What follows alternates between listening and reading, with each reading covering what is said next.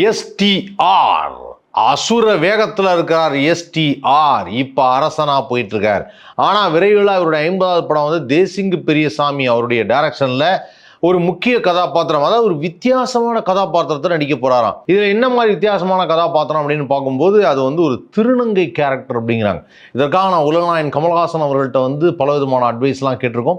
அந்த அட்வைஸ்லாம் அவர் சொல்ல நாங்கள் அதை கரெக்டாக கேட்டு அந்த படத்தை நடிக்க போறோம் அப்படின்னு இருக்கார். அதாவது ரொம்ப நாளாக வந்து எஸ்டிஆர் வந்து சரியா படம் நடிக்கலை, நிறைய படங்கள் வரல. அப்புறம் வந்து அவர் பாட்டுக்கு கொஞ்சம் வந்து என்ன சொல்றது, ஒரு மாதிரி ஸ்பிரிச்சுவல் தாட்ஸ்ல அப்படியே போயிட்டாரு. அந்த மாதிரிலாம் இருந்ததுனால என்ன ஆச்சு எஸ்டிஆருக்கு, ஏன் இப்படி படம் நடிக்க முடியாது எல்லாம் யோசிச்சாங்க. திடீர்னு வந்தாருங்க, வந்துட்டு வரிசையா படம், அது ஒன்று, இது ஒன்று, இந்த டேரக்டர், அந்த டேரக்டர் அப்படின்னு மாறி ஆரம்பிச்சிட்டார். ஸோ அந்த வகையில் வந்து பார்த்தீங்கன்னா இப்போ 49வது படம் தான் வந்து நமது வெற்றிமாறன் டைரக்ஷனில் வரக்கூடிய அரசன்.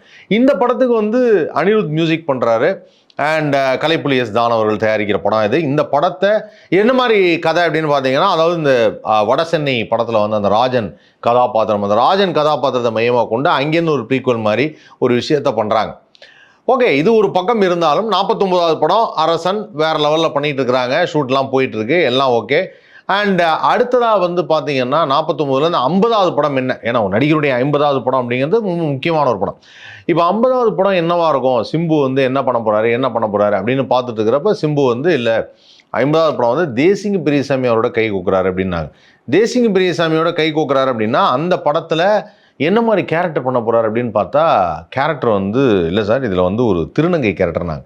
திருநங்கை கேரக்டர் இவர் பண்ணுறாரு அப்படின்னா அப்போ படத்துடைய கதாநாயகனா ஏதாவது ஒன்று இருக்கா, இல்லை அதுதான் பேஸா கதையே, அதுலேருந்து கதை வந்து ஆரம்பிக்க போதா அப்படிங்கிறது தான் இப்போ மிகப்பெரிய கேள்வி.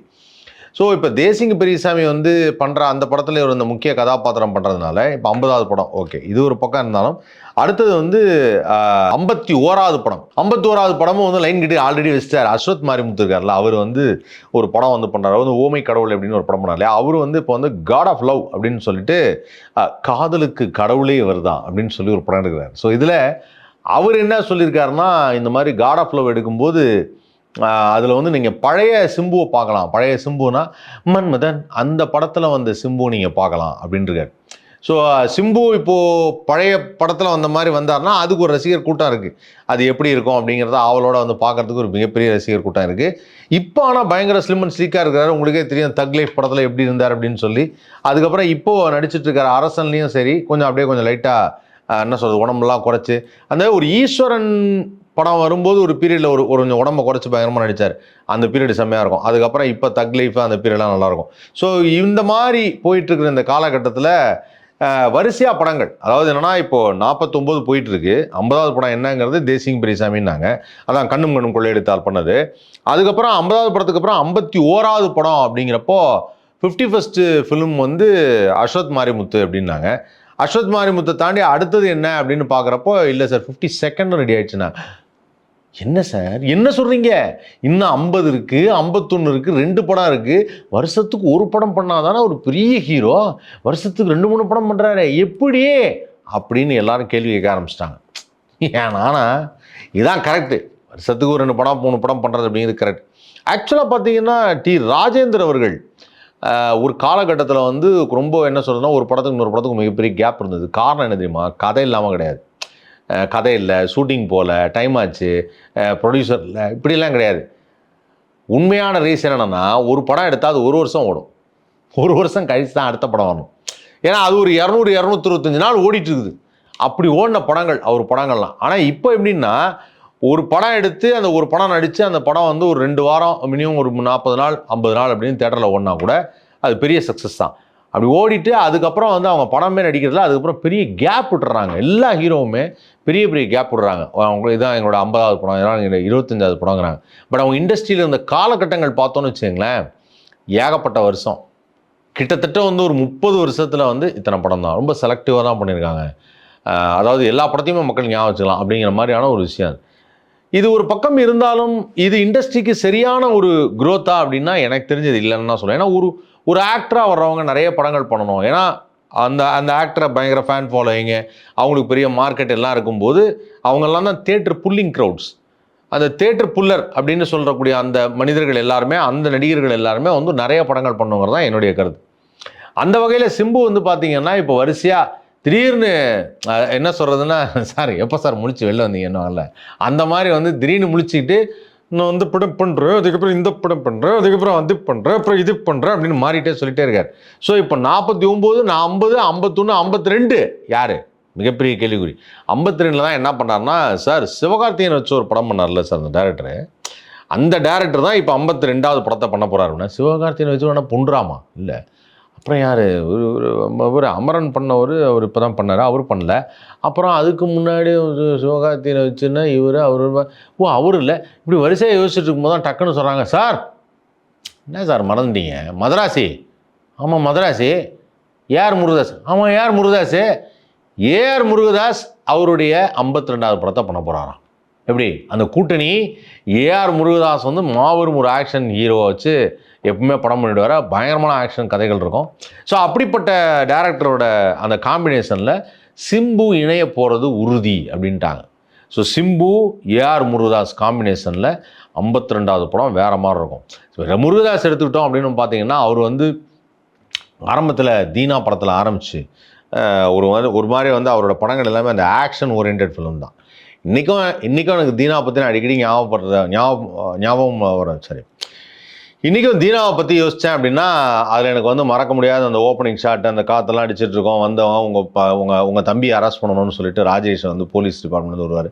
ஸோ அப்போ வந்து என்ன ஆச்சு அப்படின்னப்போ அந்த கதை சுரேஷ் கோபி வருவார். சுரேஷ் கோபி வந்து படம் ஆரம்பிக்கும். ஒரு ஓப்பனிங்கு, நாளைக்கு என் தம்பியை வந்து சரண்டராக சொன்னேன், ஆனால் அது வரைக்கும் அப்படின்னு சொல்லிட்டு அந்த அந்த டைலாக் பேசுகிறப்போ சுரேஷ் கோபியோட பாடி லாங்குவேஜ், டைலாக் டெலிவரி அதெல்லாமே செமையாக இருக்கும்.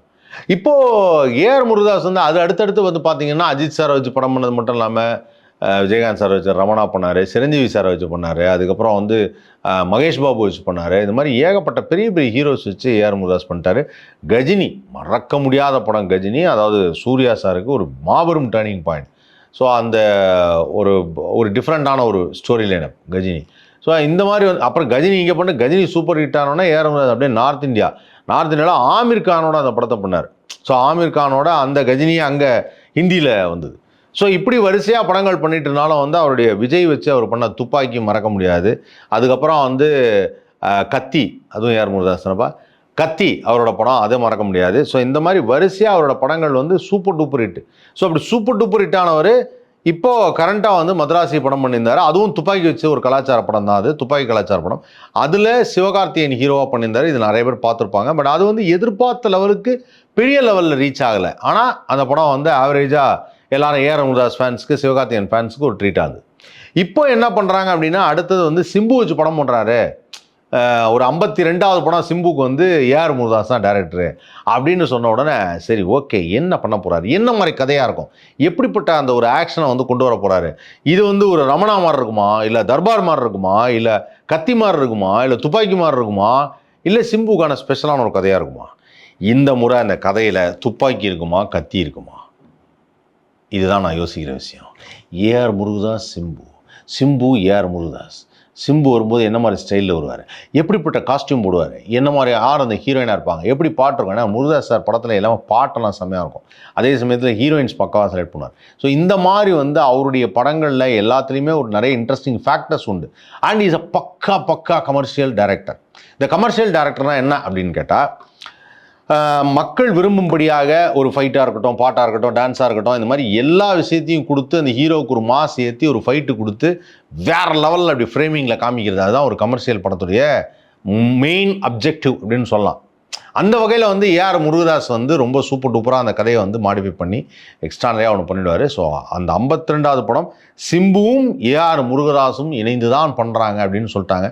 ஸோ சிம்புகிட்ட எனக்கு ரொம்ப பிடிச்ச ஒரு விஷயம் என்ன அப்படின்னு கேட்டிங்கன்னா, சிம்பு எப்போ படம் நடிப்பீங்க அப்படின்னு சொல்லி எல்லோரும் கேட்டுட்டு இருந்தது போக, சிம்பு எப்போ ரெஸ்ட் எடுப்பீங்க அப்படின்னு சொல்லி எல்லோரும் கேட்க ஆரம்பிச்சிட்டாங்க.